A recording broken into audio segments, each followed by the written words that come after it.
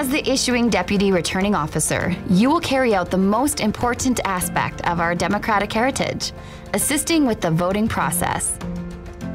You will be responsible for verifying each voter's identification, verifying the voter's eligibility on their voter registration form, completing the voter registration form by signing as the witness, identifying which ballot style to issue and recording it accurately on each voter registration form, providing any legislated forms to voters if required, issuing the ballot, creating, maintaining, and balancing your poll book.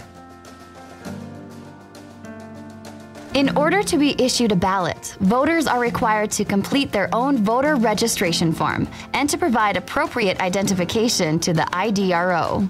The voter registration form is available to download and print so voters can fill it in before they come to the poll. If they don't bring a form with them, they will be provided one when they arrive. You will be responsible to review the voter registration form and ensure it is correctly filled in. Ensure the voter understands what they are signing. Clarify and answer questions as needed.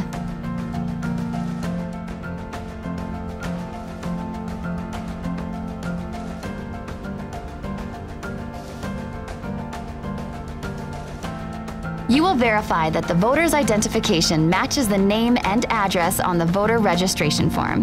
There is a variety of government-issued identification that voters can provide. Appendix D, Table 2, is provided to you as a reference for accepted pieces of identification. You will find this list in your election official training guide. The main thing you are checking is that each voter has government-issued ID showing their name and recent documentation confirming their address. For example, a boat license and a phone bill, or a treaty card and a power bill. If a voter requires assistance casting their vote or someone to vouch for their identity, you will provide them with the appropriate legislated forms to be filled out. Use the vouching for identity form when a person seeking to vote does not have ID, but is accompanied by a voter who is entitled to vote at the same polling place and can vouch for their identity. A person may only vouch for another person once per election, unless the voters are related and reside in the same residence. Refer to Appendix D, Table 2, Vouching, for a list of those able to vouch for a voter. This list is in your election official training guide. If a voter does not speak English and requires an interpreter, the person interpreting will fill out the declaration, oath, or affirmation of interpreter form. The interpreter is not able to enter the vote compartment, but can only provide direction to the voter. You must note in the remarks area of the voter registration form that an interpreter was used. A voter with a disability may be escorted by a friend and ask that the friend mark the ballot for them. If the friend completes the declaration of friend form, they can be permitted to accompany the voter into the voting compartment and mark the ballot as directed by the voter. You must note in the remarks area of the voter registration form that the voter was assisted.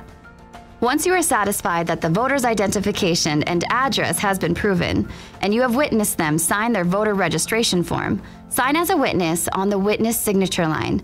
It is important to note that you must witness the voter sign the voter registration form. If the form has already been signed by the voter out of your sight, you must ask the voter to sign again, either above or below their signature on the form, before you sign the witness signature line. You will issue the voter their ballot according to what is marked on their voter registration form, along with a secrecy sleeve to conceal their marked ballot after they have voted. Ensure you initial the back of the ballot in the box labeled DRO initials before providing the ballot to the voter in the secrecy sleeve. Throughout the day, you will need to balance the number of ballots you have issued to the consecutive numbering you have marked on the voter registration forms. To check that you balance, count the remaining ballots for each ballot style to determine the number of ballots you've issued. For example, if you had a package of 50 ballots and you have 15 remaining in that bundle, you should have issued 35 ballots. Verify that the number of ballots you have issued matches the consecutive numberings on the last voter registration form you have received. If there are discrepancies, you must identify where the error occurred, correct the error, and ensure that you balance. If you check that you balance throughout the day, it is easier to balance accurately at the end of the night. If you wait until the end of the night to check your balancing, correcting discrepancies can be a lot more time-consuming. As an individual, and as part of the whole poll team, there is a requirement to balance at the end of the day. Each IDRO is responsible to balance the number of ballots that are issued to them with the number of voter registration forms they receive. Supervisors are responsible for balancing the entire number of ballots that have been issued to the poll as a whole. The supervisor may direct one issuing DRO to carry out the paperwork of combining, tallying, and balancing all of the issuing DRO's worksheets at the close of poll. The receiving DRO is responsible for monitoring the accuracy of the LCD screen count on the vote counting machine. This count must balance with the number of ballots the issuing DROs have issued and the voter registration forms received. Each envelope is to be used at the close of poll as follows.